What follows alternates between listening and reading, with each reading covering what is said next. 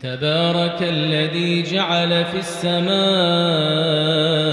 بروجا وجعل فيها سراجا وقمرا منيرا وهو الذي جعل الليل والنهار خلفة لمن أراد أن يذكر أو أراد شكورا وعباد الرحمن الذين يمشون على الأرض هونا وإذا خاطبهم الجاهلون قالوا سلاما والذين يبيتون لربهم سجدا وقياما والذين يقولون ربنا اصرف عنا عذاب جهنم إن عذابها كان غراما إنها ساءت مستقرا ومقاما والذين إذا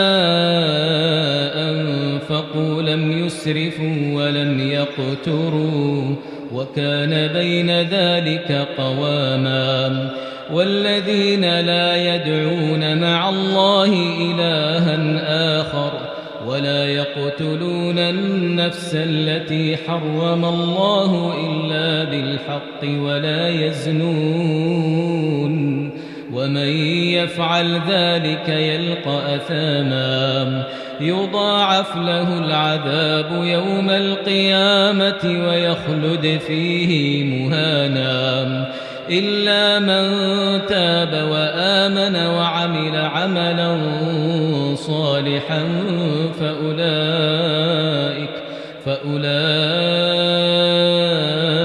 يبدل الله سيئاتهم حسنات وكان الله غفورا رحيما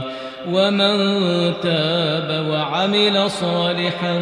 فإنه يتوب إلى الله متابا والذين لا يشهدون الزور وإذا مروا باللغو مروا كراما والذين إذا ذكروا بآيات ربهم لم يخروا عليها صما وعميانا والذين يقولون ربنا هب لنا من أزواجنا وذرياتنا قرة أعين واجعلنا للمتقين إماما أولئك